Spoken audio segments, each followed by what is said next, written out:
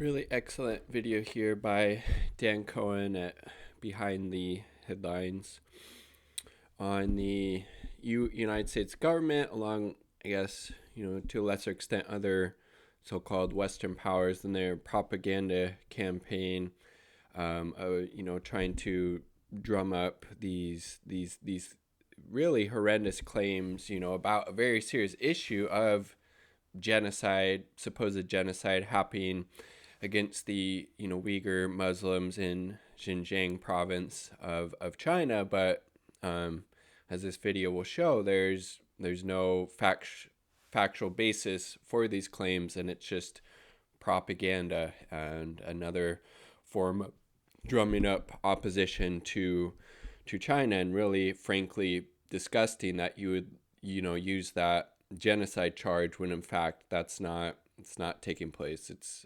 disgusting. Let's take a look.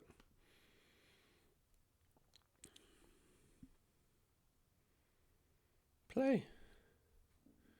Up is down, war is peace, and the U.S., Canada, and the Netherlands have accused China of genocide. This is forced labor, this is forced sterilizations, forced abortions, John, the kind of things that we haven't seen in an awfully long time in this world. To be fair, they're experts in genocide. The U.S. and its junior imperial partner, Canada, wiped out their indigenous populations. And today, the U.S. is responsible for the three biggest human rights catastrophes in the world: Afghanistan, Syria, and Yemen. And the Netherlands is just coming to terms with its massacres in Indonesia. And yet, those same people who are claiming, China is perpetuating this genocide against the Uyghurs, they're not talking about what's going on in Syria, Afghanistan, or Yemen, because they're all totally in support of those genocides, right? Successor at the State Department, Anthony Blinken, is sticking with the genocide claim. Secretary Pompeo designated the Chinese Communist Party as having engaged in genocide regarding the Uyghur Muslim population. Do you agree with that, Des? That would be my judgment as well. You do agree? Yes. That's despite the State Department's top lawyers stating that whatever... Because there's no evidence of genocide. That's right. Chinese Communist Party genocide denialists have infiltrated the U.S. State Department to impurify our precious bodily fluids. So what did Pompeo and Blinken base their accusations of genocide on? Adrian Zenz and this one person. Yeah, no. Reporting and research. But it wasn't. It turns out that just one guy Adrian is Zenz. responsible for pretty much the whole narrative. He's a fucking wacko. Adrian Zenz. Adrian's research, as many of you know, has He's been a key fucking in right-wing establishing the Christian existence of fundamentalist camps whack in the first job. place, and in documenting Hates China the with a buildup of passion. the PRC police state. Zenz appeared almost overnight as a go-to expert on Xinjiang and Uyghurs. Now he's a regular on mainstream outlets and even on the supposedly Like Democracy Now. Yeah. Adrian Zenz is a German researcher who's considered an authority on China's detention of ethnic minorities. Adrian Zenz. Adrian Zenz. Adrian Zenz. Adrian Zenz. Zenz. Adrian Zenz. Dr. Zenz. Adrian Zenz. In fact, in Mike Pompeo's official statement accusing China of genocide, he directly credited Jesus. But most of his so-called research has been discredited. Yes. And he's been Full of reviewed to be bullshit. Straight up fabulous. The Gray Zone News investigation showed Check that out that Zenz's article. claim of 1 million Uyghurs detained in camps was based on a single report by Istiklal TV, a Uyghur exile media organization based in Turkey, which was republished by Newsweek Japan. In other words, no evidence and not even an attempt. Meanwhile, Zenz's study accusing China of forced sterilizations Full of didn't contain fabrication. any proof of coercion. Gray Zone showed how Zenz consistently framed the expansion of public health care services in Xinjiang Yes. as evidence Giving of a people genocide health care. commitment. That's He called genocide. expanded access to birth control with genocide is what the Christian right Because does. he's a Christian It makes perfect fundamentalist. sense that Zenz, an evangelical Yes. fundamentalist himself, holds this view. Zenz's first book is a psychedelic trip through the mind of a rapture-ready Christer. Titled Worthy to Escape, Why All Believers Will Not Be Raptured Before the Tribulation, the book claims that in the end times, God's refining process will wipe out all unbelieving Jews who refuse to come to Jesus Christ. Christ. So Literally. Zenz writes racist fantasies about Jews like me. Who knows what he thinks will happen to Uyghur Muslims. He also says that Satan is using postmodernism to attack gender authority structures. Jesus, and undermine dude. what he believes are God's unique but This is the authoritative. Clearly, he's against women's rights. So, does he support criminalizing birth control in his native Probably. Germany and here in the U.S., where he now resides? Even more deranged, Zenz's big genocide study claimed that women in Xinjiang receive 800. But it would be more than everybody. Yeah, I saw that. Per capita. That means every Uyghur woman is 4 to 8. with 4 to 8 IUDs every single day of the year. Evidently, none of the outlets Oh my that god. actually Yeah. published his Did claims they look about into it at all? cursory examination of Right? the evidence, or lack thereof, that he presents. I know, In Christ. reality, the decrease in birth rate is a normal, predictable outcome of economic development. When people are more financially secure, Don't need as they many choose to have kids. fewer kids and do it later in life. Or In better fact, healthcare China's services. pouring money into Xinjiang to develop its economy. According to this 2015 U.S. government study, to decrease ethnic instability in Xinjiang, the Chinese government's plan is to economically develop the region. Seems pretty That's right. good. Chinese Communist Party agents have also time traveled to 2015 This government pop. U.S. Navy postgraduate school to write a study trying to justify genocide. Damn you, Xi! As a result of this economic development, China's birth rate is falling at rapid rates in all regions, which comes with its own set of problems like an aging population, similar to what the U.S. is dealing with. So Chinese lawmakers are now pushing for the universal two-child policy to be changed to 3. But this rapture-ready fanatic Adrian Zenz isn't the only source for these claims of a genocide, right? Well, Newsweek cites Adrian Zenz. How about CNN? Yup. The self-described most trusted name in news. Him too. CNN says its reporting found that some Uyghur women were being forced to use birth control and undergo sterilization. There it is, its own reporting. Can't argue with that. The article was based on a report by Adrian Zenz. What the The United States Holocaust Memorial Museum accuses China of crimes against humanity and genocide against Uyghurs. They reference leaked government documents and researchers, presumably referring to Zenz.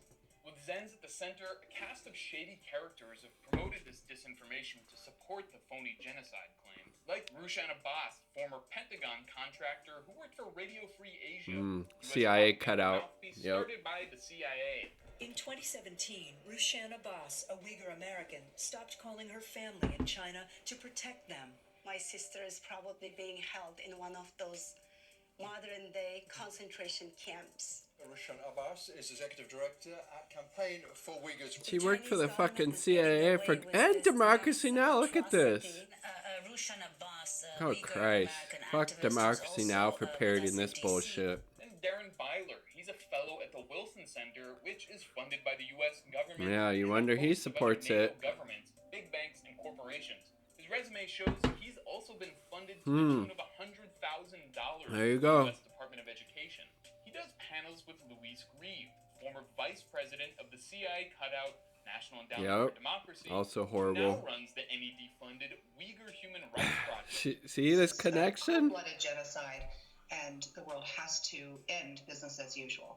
Then there's Human Rights Watch China director Sophie Richardson. God, Human Rights Watch This is dog Cold shit Warrior too. wrote an op-ed in the liberal interventionist Foreign Affairs magazine calling for Biden to confront China over human rights. What the hell are the people at Human Rights Watch smoking to believe the guy who just bombed Syria and sponsors Israel's project of apartheid has a shred of credibility on Right? human rights? Then there's the Australian Strategic Policy Institute, self-described independent, nonpartisan think tank, which is totally dependent on funding from the Australian and American Departments of Defense, NATO, weapons makers, the Embassy of Japan, and the Embassy of Israel, among others. Independent dependence. Makes a lot of sense.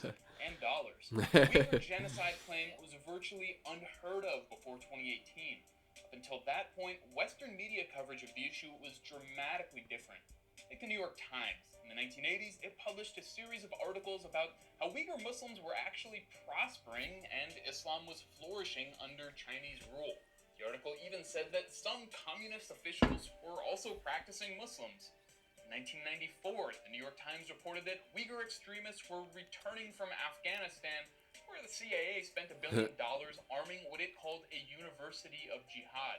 The Times noted that Afghan veterans have fought in 2 western provinces, where they've armed and trained Chinese Muslim rebels. By the 1980s, this separatist movement was becoming violent.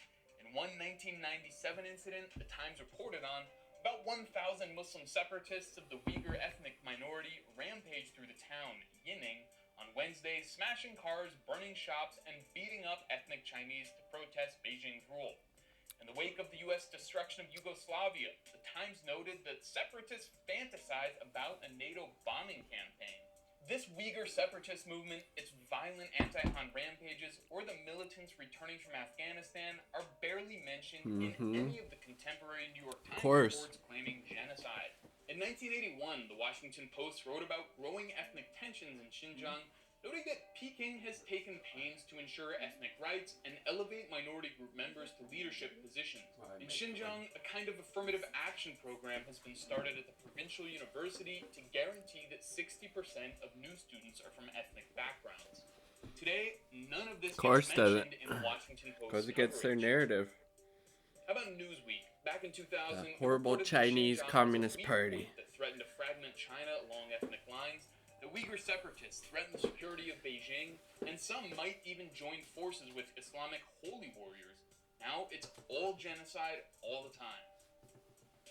With these misleading or outright false claims based on manipulated statistics, the only evidence for Uyghur genocide is anecdotal, which is hard to prove or disprove. But the testimony in Western media is often full of contradictions. Take the case of Sairagul Southbay. 2019, she told the UK tabloid The Daily Mail that she witnessed concentration camp inmates being flayed, raped by guards in front of other prisoners, given injections that made them infertile, and force-fed pork. Keep in mind this is the same tabloid that has spent years peddling Islamophobic hysteria and once warned about Muslim fanatics hijacking the royal wedding. Southbay has told similar stories in more respectable newspapers like Foreign Policy, Haaretz, and Deutsche Welle. But back in 2018, she told the Globe and Mail that she did not personally see violence. What was true then? She completely changed her story. Maybe she was fearful and traumatized, or maybe she falsified it. Apparently, none of the outlets that published her testimony bothered to check into that discrepancy. Then there's Tournasai Zia. She's the central character. Same thing with her story. Sterilization narrative cooked up by Adrian Zenz. She's delivered teary testimonies to the BBC, CNN, and Democracy Now. Fucking Democracy Now. Those reports, however, she told BuzzFeed News, "I wasn't beaten." And she had her visa renewed, her story, and more importantly, or her passport. I wonder if he's gonna point that out. Check into her past statement. In my research, the first mention of Uyghur genocide took place back in 1997, when several so-called Chinese dissidents testified in Congress. One woman named Rizvangul Uyghur claimed that China's birth control policy involved murdering babies as soon as they were born. She said the one-child policy was so strictly enforced that babies are being killed in delivery room without. But that policy actually wasn't even enforced on the Uyghurs at that time. Homophobic bigot from the Christian right claimed that Uyghur women are often taken physically to the abortion mill. Forced abortions. The one-child policy wasn't enforced on ethnic minorities until very recently. Now it's 2 or 3 kids. So. As it emerges from the birth canal, either the woman or her husband may then be forcibly sterilized. That's the same Chris Smith who several months before was railing against abortion rights at the so-called March for Life rally and accusing Bill Clinton of murdering unborn children. You are, and your legacy will be, abortion president. Only pro-life until the babies are born. You know, Mr. President, that the scriptures admonish us to pray for those in authority, and we will be faithful to that. As believers, we will pray and fast and sincerely hope you reject the culture of death. Neither Rizvangul Uyghur nor Chris Smith bothered to mention that in 1997, Uyghurs and other minorities were not there you go. subject to the Like I said. policy. So the birth rate in Xinjiang province was 19.66, which is probably a lot higher. 20 births per 1,000 people. Meanwhile, in Beijing, the birth rate was 7.91. A little bit lower, huh? So were the Han Chinese genociding themselves? Of course, there was a clear political goal with bogus testimony delivered in Congress. It was coordinated to be released on the day that Bill Clinton met with President of China, Jiang Zemin.